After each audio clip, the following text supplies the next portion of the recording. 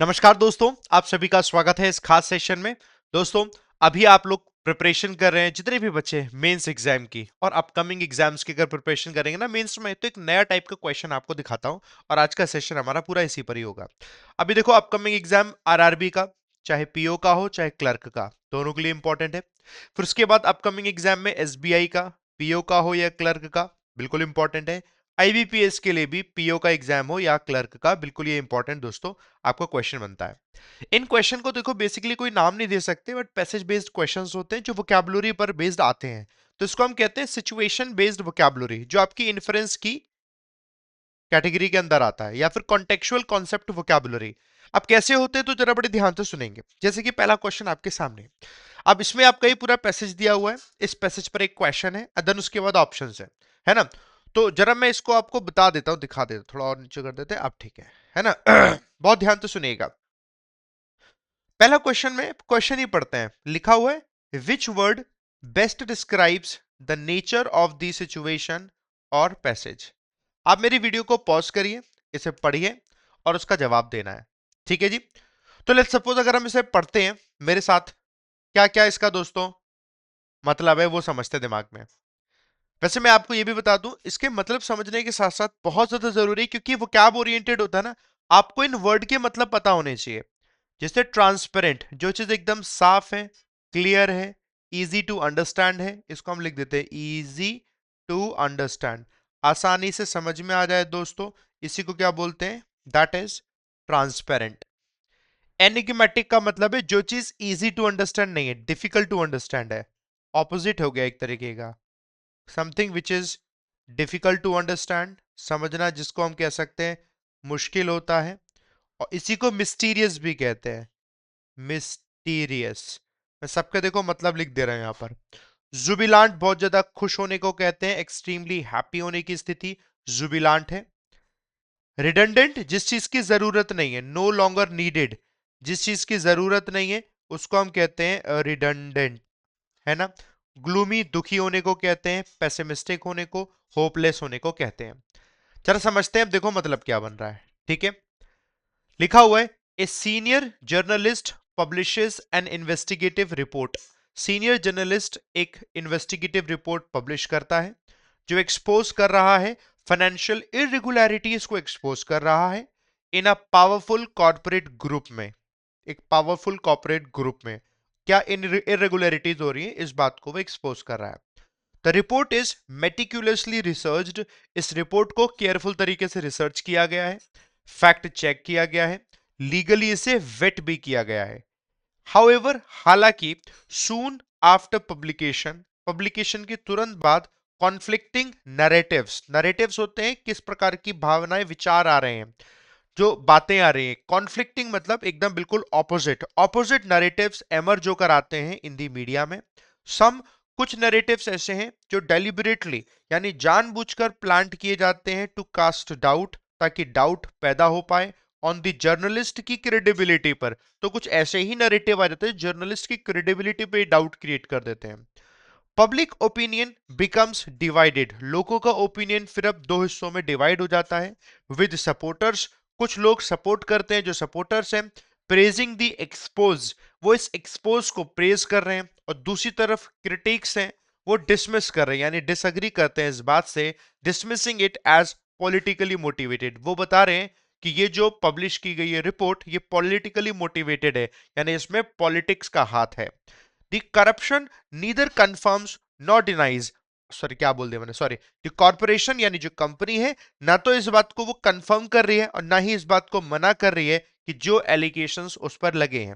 Instead issuing वेग statements, और इसके बजाय वो अनक्लियर स्टेटमेंट्स दे रही है corporation, that raise more questions than answers. और जब कोई अनक्लियर जवाब, अनक्लियर स्टेटमेंट्स देते हैं, तो उस पर सवाल ज्यादा उठते हैं, जवाब नहीं मिलते। एज द डिबेट इंटेंसिफाइज, जैसे जैसे डिबेट आगे और बढ़ती है, the truth becomes harder to isolate, तो ट्रूथ को बहुत मुश्किल है उससे अलग कर पाना, कि सच क्या है ये निकाल पाना बड़ा मुश्किल हो जाता है। Not because facts are absent, इस वजह से मुश्किल नहीं है कि फैक्ट्स एब्सेंट है, बल्कि इस वजह से है बिकॉज दे आर ऑब्सक्योर्ड, कि इनको अनक्लियर कर दिया गया है बाय स्ट्रेटेजिक एम्बिग्यूटी से, यानी बहुत स्ट्रेटेजिक, एक तरीके से अनक्लैरिटी दिखाकर और सेलेक्टिव डिस्कोर्स, सिर्फ सेलेक्टिव डिस्क्लोजर करके, कुछ कुछ ही चीजों को डिस्क्लोज करके, तो समझ नहीं आ रहा है कि असल में कैसे ढूंढा जाए। तो सवाल पूछा है, which word best describes the nature of the situation और पैसेज। पैसेज या सिचुएशन का नेचर किस टाइप का है? क्या नेचर ट्रांसपेरेंट है, क्लियर और इजी टू अंडरस्टैंड है? तो नहीं, क्लियर और इजी टू अंडरस्टैंड तो बिल्कुल नहीं है। क्या एनिग्मेटिक है, डिफिकल्ट टू अंडरस्टैंड है? हाँ, डिफिकल्ट हो रहा है क्योंकि समझ में नहीं आ पा रहा है कि रियलिटी क्या है। क्या हैप्पी की सिचुएशन है? नहीं। क्या रिडंडेंट, नो लॉन्गर नीडेड, जरूरत नहीं इसकी सिचुएशन? नहीं। क्या सैड की सिचुएशन है? नहीं, पूरी तरीके से सैड भी नहीं है। Enigmatic is the right answer, that's why option number B enigmatic जो होगा ये इसका करेक्ट आंसर बनेगा। तो आपको समझ में आया दोस्तों कि आंसर कैसे करके हमें निकालना होता है। ऐसे करके दोस्तों हमें आंसर निकालना होता है। सबको समझ में आया ना कैसे करना होता है? सो ऐसे करके आपको आंसर करना है और आप इसी तरीके से आंसर करोगे तो दोस्तों जवाब बिल्कुल दे पाओगे। ठीक है, आइए अगली क्वेश्चन की तरफ बढ़ते हैं। इसको भी आप पॉज करेंगे, इसको पढ़ेंगे, इसका जवाब देंगे। क्वेश्चन है, which word best captures this passage. आप देखो, पहला वर्ड है ऑक्सीमोरोनिक। ऑक्सीमोरोनिक का मतलब है जब दो कॉन्ट्राडिक्टरी चीजों का कॉम्बिनेशन होता है, तो इसको हम बोलते हैं combination of contradictory things. Contradictory things का कॉम्बिनेशन होना। सिनिकल होता है जिस चीज पर हमेशा डाउट होता रहता हो, हमेशा, यानी जो चीज डिसट्रस्टफुल है, जिस पर भरोसा नहीं किया जा सकता। जुबिलांट अभी हमने पढ़ा, एक्सट्रीमली हैप्पी होने की स्थिति को जुबिलांट कहते हैं। फेटलिस्टिक का मतलब हो जाता है कोई चीज फेटल है, यानी कोई चीज जो कि होने को ही है, यानी ये मानना, ये बिलीव करना, बिलीविंग कि जो आउटकम्स है वो आने ही आने हैं, बिलीविंग कि जो रिजल्ट्स हैं आर इनएविटेबल, यानी वो होने ही होने हैं। इनएविटेबल कि ये जो रिजल्ट्स है वो तो होने ही होने हैं, सर्टेन है। कैलस का मतलब हो जाता है इनसेंसिटिव होना, जब व्यक्ति इमोशनली इनसेंसिटिव होता है। कैसे? Emotionally insensitive. अब देखो सबके मतलब हमने वर्ड सीखा, समझ रहे हो? वर्ड वाला खेल यहां पर भी है, समझकर आपको आंसर करना है। तो चलिए आइए समझते हैं क्या इसका मतलब बन रहा है और हमें पता चलेगा। ए यंग स्टार्टअप फाउंडर, एक यंग स्टार्टअप फाउंडर जो है एक्सपीरियंस करता है rapid success after securing major funding, जब उसको बड़ी फंडिंग मिल जाती है या मीडिया अटेंशन मिल जाती है। इंडस्ट्री पीयर्स जो होते हैं, यानी इंडस्ट्री में जो उसके साथी हैं, वो प्रेज करते हैं कंपनी की इनोवेशन को।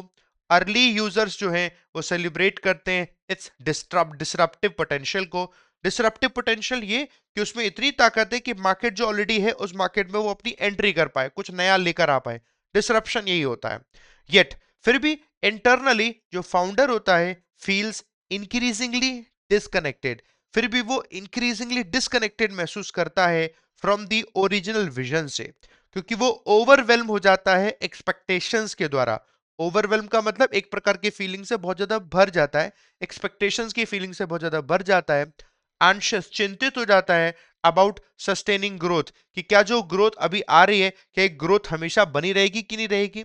वाइल जबकि एक्सटर्नल नरेटिव जो होते हैं, यानी बाहर की तरफ से देखा जाए तो जो विचार बन रहे हैं narrative is one of Triumph and optimism, वो ऐसे बनते हैं कि जैसे कि कोई ट्रियम्फ यानी कि जीत मिलेगी, ऑप्टिमिज्म यानी होपफुल मिलेगा, कुछ ऐसे में भरे होते हैं। द इंटरनल रियलिटी, लेकिन उस फाउंडर की जो इंटरनल रियलिटी है is marked by exhaustion and self doubt, वो हम बता सकते हैं कि पूरी तरीके से थके हुए और सेल्फ डाउट से भरी हो जाती है। The contrast between public celebration and private unease, अभी जो कंट्रास्ट हो गया, एक तरफ पब्लिक सेलिब्रेशन, दूसरी तरफ प्राइवेट में अंदर में अनईज होना, परेशान रहना, ये डिफाइन करता है, defines the emotional undercurrent of the situation, कि एक तरीके का इमोशनल अंडर करंट हो रहा है सिचुएशन का, ये इसके बारे में बता रहा है। तो यार देखा जाए तो एक ऐसी सिचुएशन हो रही है जहां कॉन्ट्राडिक्शन हो रहा है, दो अलग अलग चीजें, एक तरफ जीत भी है, एक तरफ अंदर ही अंदर सेल्फ डाउट और एग्जॉशन भी है, ये दोनों का कॉम्बिनेशन है। और वो हमने क्या पढ़ा, कॉम्बिनेशन क्या है, ऑक्सीमोरोनिक, ये बताता है combination of contradictory things, and that is the right answer. समझ में आए दोस्तों, Y option number A is the right answer, क्योंकि ये हमारे कॉन्ट्रोडिक्शन को बता रहा है। ऐसे करके दोस्तों हम लोगों ने इसे कर लिया, डन हुआ। ये हुआ हमारा सेकंड क्वेश्चन, है ना। नेक्स्ट बढ़ते हैं थर्ड क्वेश्चन की तरफ। अगेन थर्ड क्वेश्चन, क्वेश्चन पढ़ते हैं, लिखा है which word best describes the tone of the passage. Passage की टोन क्या डिस्क्राइब करता है। अब जैसे लिखा है आइडियलिस्टिक, जो चीज आइडियल्स के हिसाब से होती है, यानी रियलिटी में नहीं है, तो हमने फॉर एग्जांपल क्या लगाया है, जो चीज आइडियल्स के हिसाब से होती है इसे आप लिख सकते हो गाइडेड बाय आइडियल्स। मैं एग्जांपल देता हूं हमेशा, कि पूछा जाए आप कैसे चाहते हो आपका हस्बैंड और आपकी वाइफ कैसी हो, तो आप कुछ क्वालिटी बताओगे, ऐसा हो ऐसा हो ऐसा हो। ये सब कहने में ही होता है, क्योंकि ये सब आइडियल्स है, सबको अपने ideals husband, ideal wife, ideal parents, ideal children, ideal teacher, ideal student चाहिए। आइडियल कुछ होता नहीं है वैसे, तो something which is not in reality, वही आप कह सकते हो आइडियलिस्टिक है। तो नॉट रियलिटी, जो रियलिटी नहीं है वही आइडियलिस्टिक है ना। ग्लूमी का मतलब है जो इमोशनली बहुत ज्यादा डिप्रेस्ड हो रखा है, सैड हो रखा है ना, दुखी हो रखा है ना ऐसे। सिनिकल का मतलब जो खुद पर डाउट करते जा रहा है, तो अभी जैसे हमने पढ़ा ऐसे स्केप्टिकल भी कह सकते हो, है ना, स्केप्टिकल डाउट रखना। एनिग्मेटिक हमने पढ़ा हमेशा कंफ्यूजन में रहना, something which is difficult to understand, यह भी पढ़ा था हम लोगों ने, डिफिकल्ट टू अंडरस्टैंड, है ना। और इसे हम पजलिंग भी कह सकते हैं, जो चीज आपको पजल कर दे, कंफ्यूज कर दे, वो क्या हो गया, पजलिंग। जुबिलांट तो खुश होने को कहा जाता है, इसको चीयरफुल भी कह सकते हैं, खुश होना। ठीक है, अब मेरी वीडियो पॉज करना है आप लोगों को, और उसके बाद इसे पढ़ना है, और जो जवाब है वो आपको जवाब देना है, ठीक है। आइए समझते हैं, टोन पूछी गई है, क्या टोन है। An experienced civil servant has witnessed numerous policy cycles over decades. एक एक्सपीरियंस सिविल सर्वेंट ने देखा होता है कई प्रकार की पॉलिसी साइकिल्स आई हैं ओवर डेकेड्स, यानी कई दशकों में कई बार पॉलिसी साइकिल्स आई हैं। ईच रिफॉर्म प्रोमिसेस, और हर जो साइकिल आती है पॉलिसी की, वो मतलब हर जो पॉलिसी आती है वो रिफॉर्म हो जाता है एक तरीके का। वो रिफॉर्म प्रॉमिस करता है कि एफिशिएंसी आएगी, ट्रांसपेरेंसी आएगी, इंप्रूव्ड गवर्नेंस आएगी, येट फिर भी implementation consistently falls short. Implementation fall short हो जाते हैं, फॉल शॉर्ट मतलब इंप्लीमेंटेशन नहीं हो पाता, उसमें कमी रह जाती है, वो पीछे रह जाते हैं। डिस्पाइट रिपीटेड फेलियर्स, बार बार फेलियर्स के बावजूद भी जो न्यू एडमिनिस्ट्रेशंस होते हैं इंट्रोड्यूस करते हैं similar policies with renewed optimism. मतलब बार बार फेलियर होने के बावजूद भी जो नए नए एडमिनिस्ट्रेशन में लोग आते हैं वो सेम पॉलिसी लेकर आते हैं कुछ नए ऑप्टिमिज्म के साथ, और इग्नोर कर देते हैं हिस्टोरिकल एविडेंस को, कि पिछले पास्ट में इस तरीके की पॉलिसी लाई तो क्या हुआ था इम्पैक्ट, उसे इग्नोर कर देते हैं। The civil servant observes this pattern, civil servant इस पैटर्न को ऑब्जर्व करते हैं विदाउट सरप्राइज। उन्हें देखता रहता है कि अच्छा नई सरकार है, ये भी यही काम कर रहे हैं, फिर सरकार है यही काम कर रहे हैं, सिविल सर्वेंट उन्हें ऑब्जर्व करते रहते हैं। हैविंग ग्रोन अकस्टम्ड टू, और ऐसा लगता है वो तो अब इस चीज के आदी हो चुके हैं, टू ग्रैंड अनाउंसमेंट्स के, कि बड़े बड़े अनाउंसमेंट्स किए जाएंगे, फॉलोड बाय क्वाइट अबेंडनमेंट, और फिर एकदम शांति से उन्हें त्याग दिया जाएगा, अबेंडन कर दिया जाता है, ऐसे करके पॉलिसी की जाती है। देयर इज नो आउटरीच, कोई गुस्सा भी नहीं इस चीज को लेकर दिखाया जाता है। Only a weary recognition of how institutions function and reality, ये दिखाती है कि किस तरीके से इंस्टीट्यूशन फंक्शन करते हैं, काम करती हैं रियलिटी में। टोन क्या है, पैसेज किस तरीके से बता रहा है, क्या पैसेज इसे, इसकी टोन आइडियलिस्टिक है, क्या आइडियल सिचुएशन को बता रही है, नहीं, आइडियल सिचुएशन को नहीं बता रही है। ग्लूमी, क्या एकदम ये सैड है, सैड तो सब बुरा बुरा होता है, ऐसा नहीं कि ओवरऑल सब बुरा बुरा दिया जा रहा है। एक सिविल सर्वेंट का एक्सपीरियंस बता रहे हैं कि उसका एक्सपीरियंस क्या है। सिनिकल, डाउट वाला है, स्केप्टिकल, जिसका मतलब हो जाता है कोई चीज जो एक्सपीरियंस से आती है, सिनिकल लगाते ही तभी है। कोई व्यक्ति सिनिकल तभी होगा जिसको डाउट है किसी चीज पर। डाउट क्यों होता है, क्योंकि उसका खुद का एक्सपीरियंस होता है वहां पर, और उसका एक्सपीरियंस कहता है ये चीज ऐसे नहीं ऐसे होती है, और जब वैसे ना हो तो उसे डाउट होता है। ऐसी सिचुएशन में ही हम सिनिकल लगाते हैं। किसी भी पर्सन के लिए हम सिनिकल तभी लगा सकते हैं जब उसका एक्सपीरियंस वहां पर मेंशन हो। जैसे यहाँ पर एक एक्सपीरियंस्ड सिविल सर्वेंट है, इसने विटनेस किया है numerous policy cycles over decades. Reform आ रहे हैं, प्रोमिस करते हैं, वो रिफॉर्म हम एफिशिएंसी, ट्रांसपेरेंसी, इंप्रूव्ड गवर्नेंस लाएंगे। सॉरी, बट इंप्लीमेंटेशन वहां अच्छे से नहीं हो पाता। इतनी बार बार फेलियर्स होने के बावजूद भी वो देखते हैं हर बार नया एडमिनिस्ट्रेशन आ रहे हैं, वो सिमिलर टाइप की पॉलिसीज ला रहे हैं रिन्यूड ऑप्टिमिज्म करके। वो इग्नोर कर रहे हैं हिस्टोरिकल क्या इसके चीजें हुई। ये डाउट इसलिए इनको होता है कि यार ये नहीं हो पाएगा, तो उन्हें कोई सरप्राइज नहीं होता, उन्हें मालूम है बाद में अबेंडन कर दिया जाएगा, क्योंकि ये इस चीज को मान नहीं सकते कि बार बार आ रहा है तो वो खुश हो जाए। एनिग्मेटिक होता है, डिफिकल्ट टू अंडरस्टैंड, ऐसा कुछ है नहीं कि सिचुएशन दी गई हो जिसको समझ पाना मुश्किल है, तो टोन ये नहीं बनी, और जुबिलांट तो हैप्पी होती है। इसलिए ऑप्शन नंबर सी इसका राइट आंसर बना। समझ में आया दोस्तों कि कैसे किया इसको, है ना? आइए अगले क्वेश्चन की तरफ मूव करते हैं। क्वेश्चन है which word best fits this passage. आप समझिए, रिडंडेंट जिस चीज की जरूरत नहीं है, यानी कि नो लॉन्गर नीडेड, यानी जो चीज अननेसेसरी है, अननेसेसरीली रिपीटेटिव होती है जो, ठीक है। आर्बिट्रेरी का मतलब हो जाता है मनमाने ढंग से कोई काम करना, यानी कि विदाउट लॉजिक, बिना लॉजिक के काम करना। मोरोज कहा जाता है दुखी होने को, यानी सैड हमने पढ़ा, जैसे ग्लूमी हमने पढ़ा, दुखी होने को, एक्सट्रीमली दुखी होने को। एनिग्मेटिक आपने भी पढ़ लिया, जो पजलिंग होती है वो चीज एनिग्मेटिक होती है। प्रेग्मेटिक जो चीज प्रैक्टिकल है, या फिर जो चीज रियलिस्टिक है। आइडियलिस्टिक ऑपोजिट कह सकते हो इसका। ऐसे इसका बना। मेरी वीडियो अब पॉज करेंगे आप, और इसे खुद से पढ़ेंगे, क्या इसका राइट आंसर आपके हिसाब से बन सकता है। पढ़ते हैं। A university introduces multiple overlapping committees.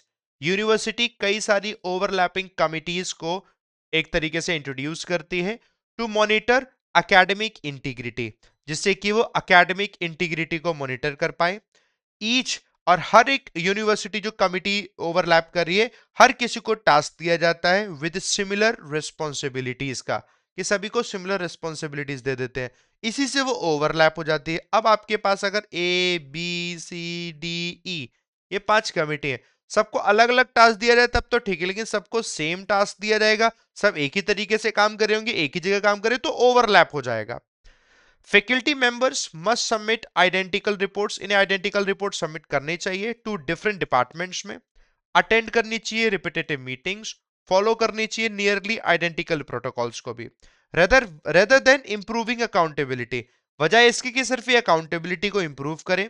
System slows decision making, और इससे क्या है, सिस्टम जो है डिसीजन मेकिंग को स्लो कर देता है। ड्रेन्स प्रोडक्टिविटी, और प्रोडक्टिविटी भी से घट जाती है। The procedures add volume, on procedure से क्या हो जाता है, और ज्यादा वैल्यू ऐड हो जाती है, मतलब प्रोसीजर जो है और बढ़ जाते हैं, विदाउट वैल्यू प्रोसीजर बढ़ते जाते हैं, creating a sense that effort is being expanded, और ये ऐसा सेंस बनता है कि एफर्ट को और ज्यादा एक्सपैंड किया जा रहा है, सिर्फ लगाया जा रहा है, मियरली टू सेटिस्फाई फॉर्मेलिटी, सिर्फ फॉर्मेलिटी पूरी करने के लिए, रेदर देन अचीव आउटकम्स, ना कि कोई आउटकम किया जा रहा है। तो कोई काम किया जा रहा है, बस करे जा रहे हैं, उसकी जरूरत नहीं है। तो जैसे हमने पढ़ा, अच्छा करे जा रहे हैं, उसकी जरूरत नहीं है। फॉर एग्जाम्पल आप यहां देखोगे तो लिखा हुआ है ना कि ओवरऑल में शुरुआत में बोला है कि यूनिवर्सिटी इंट्रोड्यूस करे कई सारे ओवरलैपिंग कमिटीज को, multiple overlapping committees to monitor academic integrity, और किसी को सिमिलर रिस्पॉन्सिबिलिटीज दी। जरूरत क्यों है, ओवरलैप कर क्यों रहे, हर कमिटी को है तो अलग टास्क दिया जाता है, या एक ही कमिटी को जब एक टास्क दिया जाएगा तभी तो पूरा होगा, जब एक से ज्यादा कमिटी को सेम टास्क देंगे तो ओवरलैप कर देंगे। तो ओवरलैप होने का मतलब ही कि जरूरत नहीं है, एक्स्ट्रा है, अननेसेसरीली रिपीटेटिव है, नो लॉन्गर नीडेड है, रिडंडेंट है। आगे भी बढ़ते हैं। फैकल्टी मेंबर्स को सबमिट करना चाहिए आइडेंटिकल रिपोर्ट्स डिफरेंट डिपार्टमेंट्स में, अटेंड करनी चाहिए रिपीटेटिव मीटिंग, बार बार वो चीजें करने की जरूरत क्या है, फॉलो करनी चाहिए आइडेंटिकल प्रोटोकॉल्स, वो प्रोटोकॉल्स जो बस दिखने में, जिसकी जरूरत भी नहीं है। तो फिर से वही लॉजिक दे रहा है, rather than improving accountability system slow कर देता है डिसीजन मेकिंग को, प्रोडक्टिविटी ड्रेन कर देता है। प्रोसीजर्स एड वॉल्यूम, बस प्रोसीजर प्रोसीजर होते हैं विदाउट वैल्यू के। इससे ऐसा सेंस क्रिएट होता है कि एफर्ट किए जा रहे हैं सिर्फ फॉर्मेलिटी पूरी करने के लिए, इनकी जरूरत नहीं है, आउटकम अचीव नहीं करे। That's why redundant is the right answer, और ऑप्शन नंबर ए इसलिए राइट आंसर होगा। आर्बिट्री मनमाना नहीं है, मोरोस सैड ग्लूमी नहीं है, एनिग्मेटिक पजलिंग नहीं है, प्रैग्मेटिक प्रैक्टिकल और रियलिटी नहीं है। सबको समझ में आया ना दोस्तों? मुझे बताइए, जी सर समझ गए, डन। कैसे करके हम लोगों ने इसे बनाया, ठीक है जी। तो ये हमारे सामने 4 क्वेश्चन हो गए। क्वेश्चन नंबर 5 पर आते हैं। क्वेश्चन कह रहा है which word best describes the situation in the passage. अब एक एक करके वर्ड के मतलब पढ़ो। पहला वर्ड है कैलस। अभी थोड़ी देर पहले हम लोगों ने पढ़ा था ना, जो इमोशनली, ऐसे लिखो, इमोशनली बहुत ज्यादा हार्डन्ड हो चुका है ना। इंसीडस, इंसीडस का मतलब हो जाता है जो चीज नुकसान पहुंचाए, धीरे धीरे नुकसान पहुंचाता है लेकिन पता नहीं चलता। तो कोई चीज जो हार्मफुल है विदाउट नोटिस, उस पर ध्यान भी नहीं जा रहा है। जुबिलांट एक्सट्रीमली हैप्पी को कहा जाता है। आर्बिट्री मनमाने ढंग से हो गया, विदाउट लॉजिक। और ट्रांसपेरेंट एकदम क्लियर हो गया, और इजी टू अंडरस्टैंड हो गया। यही तो मतलब है इसका। अब मेरी वीडियो पॉज करिए, इसको पूरे को पढ़िए और फिर जवाब दीजिए। देखिए क्या लिखा है। Over time cities residents grew accustomed to small acts of dishonesty।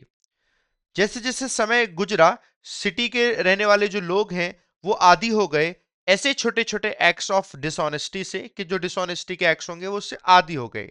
कि जो ब्राइब्स हैं वंस कंसीडर्ड शॉकिंग, जिन्हें शॉकिंग माना जाता है, वो ब्राइब्स रूटीन हो गई। रूल्स वर बेंट, रूल्स घुमा दिए जाने लगे रूल्स को, so frequently that enforcement itself seemed optional, कि एनफोर्समेंट करना ही ऑप्शनल लगने लग गया। ऑफिशियल्स ने जस्टिफाई किया देयर एक्शंस को, और बोला ये हमारे एक्शंस से वो नेसेसरी कॉम्प्रोमाइजेस हैं। वाइल जबकि जो सिटीजंस थे उन्होंने रैशनलाइज्ड पार्टिसिपेशन कर दिया, लॉजिक के साथ पार्टिसिपेशन किया एज सर्वाइवल के तौर पर, रेदर देन रॉन्ग डूइंग। ऐसा नहीं कि कुछ गलत काम है, बस सर्वाइवल के लिए जितना जरूरी है बस उतना ही पार्टिसिपेशन करते हैं वो। ग्रेजुअली धीरे धीरे देखा जा रहा है जो आउटरेज है, जो गुस्सा है, गेव वे टू एक्सेप्टेंस, वो गुस्सा लोगों का चला गया और इन सारी चीजों को एक्सेप्ट करने लग गए। एंड एथिकल जो स्टैंडर्ड्स हैं इरोडेड, एथिकल स्टैंडर्ड्स जो हैं खत्म होने लगे, नॉट थ्रू ड्रामेटिक कोलैप्स की वजह से बट थ्रू क्वाइट अकोमोडेशन, कि धीरे धीरे ये सारी चीजें जब घुलने लग गई, मिलने लग गई, इस वजह से ऐसा होने लग गया। What was once condemned, जिस चीज को पहले कभी कंडेम किया जाता था, क्रिटिसाइज किया जाता था, नाउ पास्ट, अब उसे पास कर दिया जाता है विदाउट कमेंट। विदाउट कमेंट ये सिग्नल देता है कि एक डीपर शिफ्ट हो गया है हमारे कलेक्टिव कंसाइंस में, हमारी सजगता में एक डीपर बदलाव आ चुका है। ये असल में सिचुएशन क्या है? क्या इमोशनली हार्डन्ड सिचुएशन है? नहीं, ये सिचुएशन इनसीडस है। हाँ जी, ये हार्मफुल सिचुएशन है विदाउट नोटिस, जो कि नोटिस में नहीं आ रही। धीरे धीरे जो चीज ग्रेजुअल तरीके से, ग्रेजुअल एथिकल, एक तरीके का डैमेज हो, एथिकल डैमेज, यही दोस्तों आपका इंसिडेंस बता रहा है। जुबिलांट खुश नहीं, आर्बिट्री मनमाना नहीं, ट्रांसपेरेंट क्लियर नहीं, एंड ऑप्शन नंबर बी ऐसे ही राइट आंसर बना। समझ गए दोस्तों कैसे बना राइट आंसर, है ना? चलिए आगे बढ़ते हैं नेक्स्ट क्वेश्चन की तरफ, ठीक है। Which word best captures the nature of these decisions? Arbitrary, मनमाना ढंग हो गया। Strategic, carefully प्लान करके कोई काम हो गया।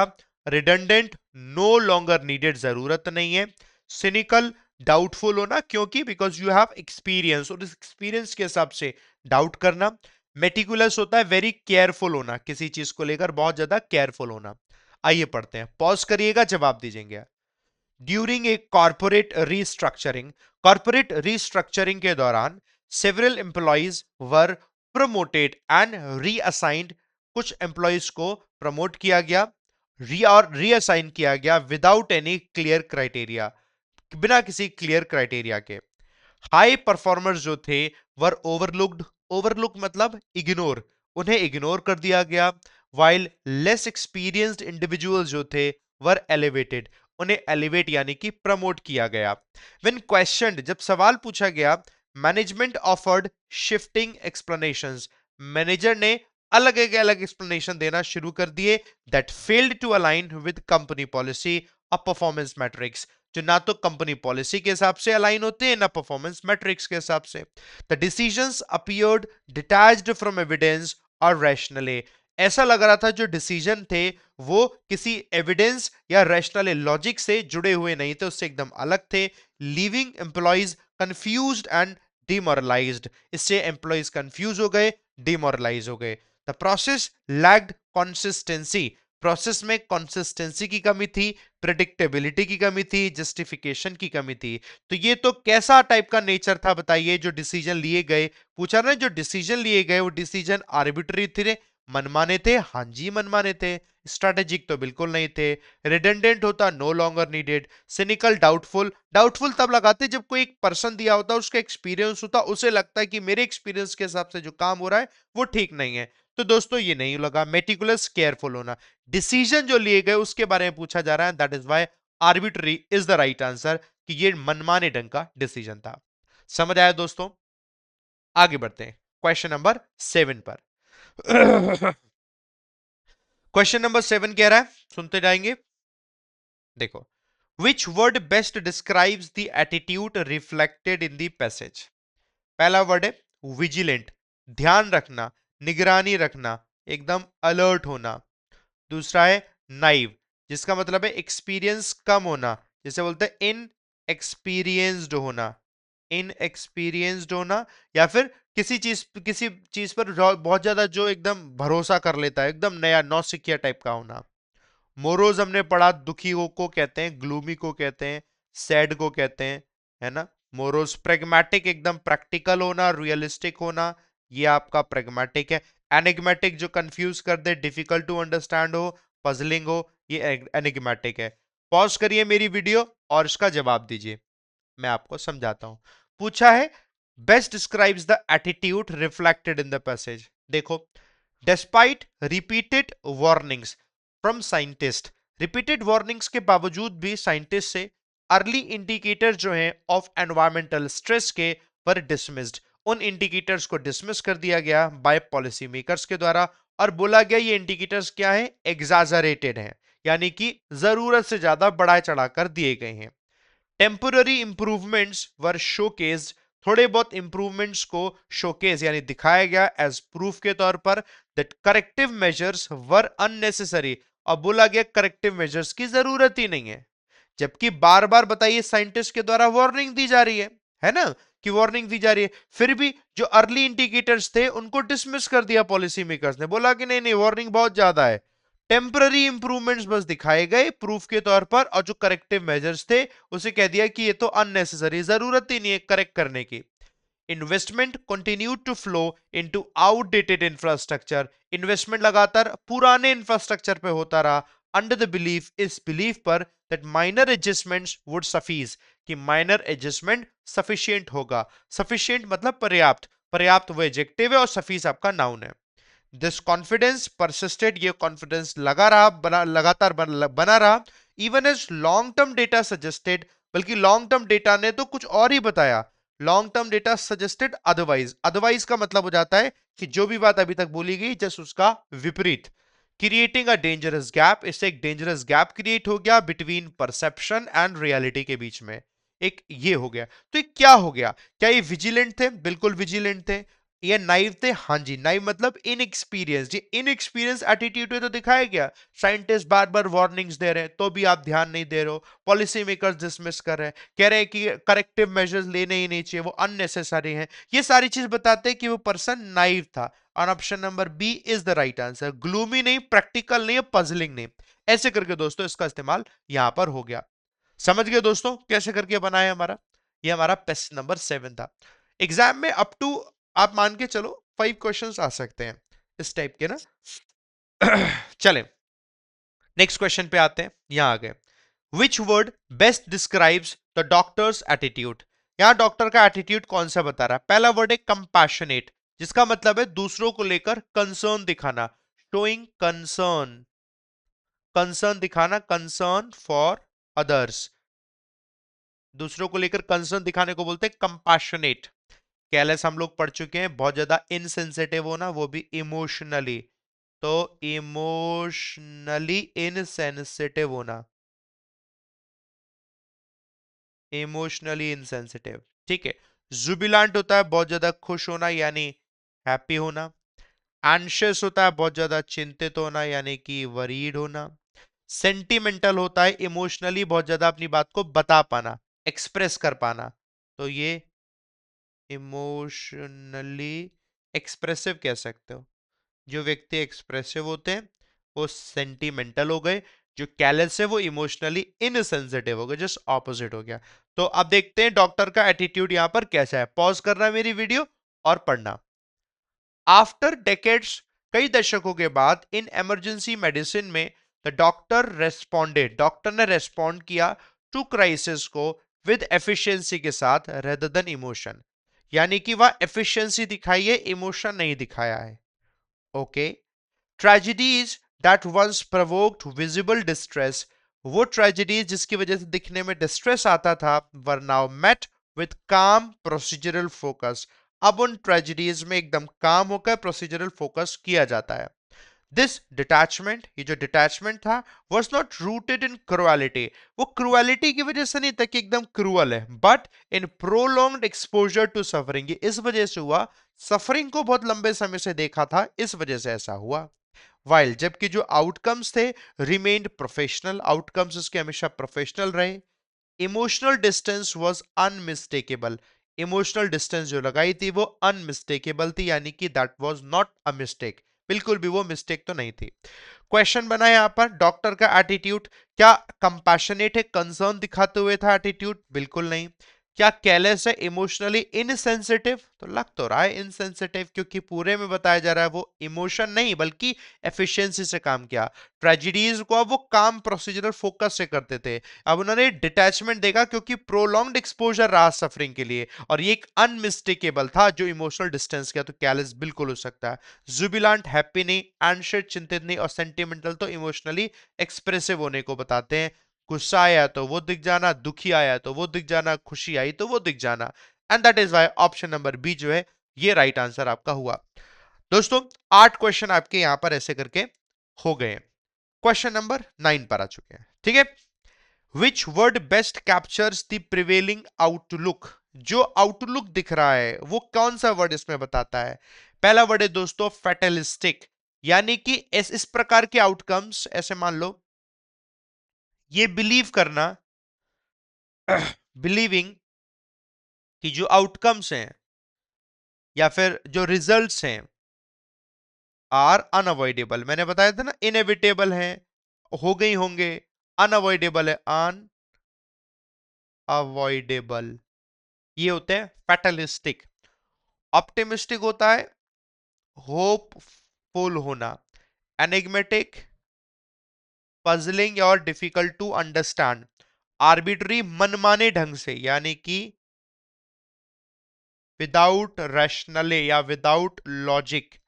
इलेटेड बहुत ज्यादा खुश होने को कहा जाता है, यानी कि हैप्पी, ठीक है। बनाते हैं ए वंस डोमिनेंट इंडस्ट्री, एक बार जो डोमिनेंट इंडस्ट्री जो थी कभी, वो फेस करती है steady decline due to technological shifts और चेंजिंग कंज्यूमर प्रेफरेंसेस की वजह से। एग्जीक्यूटिव्स एक्नॉलेज करते हैं, वो मानते हैं ये जो ट्रेंड, इस ट्रेंड को, बट फोकस करते हैं only on managing losses rather than reversing direction, ना कि ये किस डायरेक्शन को बदल दिया जाए, बल्कि वो लॉसेस को मैनेज करने की कोशिश कर रहे हैं। वर्कर्स सेंस करते हैं क्लोजर्स आर इनएविटेबल, कि क्लोजर्स तो पक्का होगा ही होगा, ये वर्कर्स को लगता है, फिर भी प्रोटेस्ट आर म्यूटेड, कोई प्रोटेस्ट नहीं करता। ड्रिवन मोर बाय फेटीग, और ऐसा इस वजह से कि वो फेटीग हो चुके हैं, यानी थक चुके हैं कह के कर, बोल बोल कर, रेदर देन रेसिस्टेंस, रेसिस्ट ऐसा नहीं, इसलिए नहीं कि रेसिस्टेंस आएगा, बल्कि वो थक चुके हैं कह के कर। The atmosphere is marked not by panic, अब जो एटमॉस्फेयर है वो बताया जा रहा है पैनिक से नहीं, बल्कि क्या हो गया atmosphere, but by quite resignation, लोग शांति से बस रिजाइन करके चले जा रहे हैं। एज स्टेक होल्डर्स प्रिपेयर हो चुके हैं फॉर एन आउटकम, ऐसे आउटकम के लिए they believe can not be altered, एक ऐसा आउटकम जिसे बदला नहीं जा सकता। और पहला ऑप्शन यही तो है फैटलिस्टिक, एक ऐसी चीज को मान लेना, बिलीविंग की जो आउटकम्स है वो आर अनअवॉइडेबल है, उसे अवॉइड नहीं कर सकते, वो इनएविटेबल है, that can not be altered, change नहीं किया जा सकता। Option number A right answer बन गया। ऑप्टिमिस्टिक तो होपफुल होता है, एनिग्मेटिक पजलिंग होता है, आर्बिट्री विदाउट लॉजिक होता है, इलेटेड यानी खुश हो जाना होता है। ऐसे करके दोस्तों ऑप्शन नंबर जो ए है ये इसका राइट आंसर बना। समझ गए कैसे इसका option number A right answer बना? यस। क्वेश्चन नंबर 9 कंप्लीट हो गया। क्वेश्चन नंबर 10 पर आ गए। Which word best describes this mode of presentation? अब कौन सा वर्ड इसमें डिस्क्राइब करता है दिस मोड ऑफ प्रेजेंटेशन, जिस हिसाब से प्रेजेंट किया गया है? पहला होता है कैंडिड, कैंडिड फोटोग्राफी करी है या करवाई होगी, मैंने तो अपनी शादी में कराई थी। ऑनेस्ट और डायरेक्ट, आप कुछ भी कर रहे हो वो फोटो खींच लेगा आके। लेकिन उसने क्या किया, कह रहा एक्शन करो फिर मैं आपको बताऊंगा, ऐसा लगेगा कि कैंडिड है। उसने अलग से पैसे लिए थे 10,000 रुपए। सोच रहे हो? कैंडिड होता है ऑनेस्ट और डायरेक्ट होना, ठीक है। मिसलीडिंग, जो गलत इंफॉर्मेशन दे, है ना। गिविंग रॉन्ग इंप्रेशन लिख दो, गलत इंप्रेशन देना, रॉन्ग इंप्रेशन, है ना।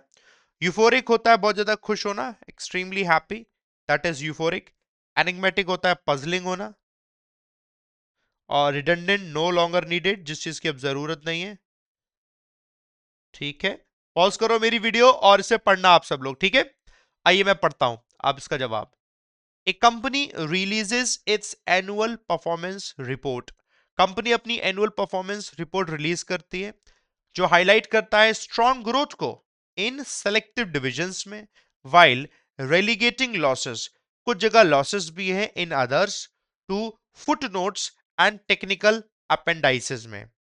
हेडलाइंस फोकस करती हैं ऑन एक्सपेंशन एंड इनोवेशन पर, वाइल जो अंडरलाइंग फाइनेंशियल स्ट्रेस है रिमेन्स लार्जली अनएड्रेस्ड। यानी कि दिखाया क्या जा रहा है, सिर्फ अच्छी अच्छी चीजें, जो खराब चीजें उसे दिखाया ही नहीं जा रहा है, ऐसा है। इन्वेस्टर्स हु रीड, जिन्होंने जो पढ़ते हैं डॉक्यूमेंट को, कैजुअली कम अवे रीअश्योर्ड, कैजुअली वो क्या हो गए, रीअश्योर हो गए। दो एक केयरफुल एनालिसिस रिवील्स, लेकिन जब एक केयरफुल एनालिसिस जब किया जाता है तो पता चलता है ए फार लेस एनकरेजिंग पिक्चर, की पिक्चर तो बहुत कम एनकरेजिंग है क्योंकि इसमें लॉसेस भी तो हैं। The information presented is not false, जो इंफॉर्मेशन वहां दी गई वो गलत नहीं थी, इंफॉर्मेशन तो ठीक थी, but it's arrangement creates a distorted understanding of reality, लेकिन जिस हिसाब से वो पिक्चर क्रिएट की गई तो एक डिस्टोर्टेड यानी गलत अंडरस्टैंडिंग ऑफ रियलिटी दिखाई गई। तो ये क्या है, एक मिसलीडिंग इंप्रेशन ही तो हुआ, मिसलीड किया जा रहा था, और इसको हम लोगों ने देखा कि मिसलीडिंग एक इंफॉर्मेशन थी, and that's why option number be misleading is the right answer. सबको समझ में आया why misleading is the right answer? ये हो गए हमारे 10 क्वेश्चन। क्वेश्चन नंबर 11 पर आते हैं। Which word best captures the committees attitude? बताना है कमिटी के एटीट्यूड को कौन सा वर्ड कैप्चर करता है। एपैथेटिक, जो कोई भी कंसर्न नहीं दिखाता, शोइंग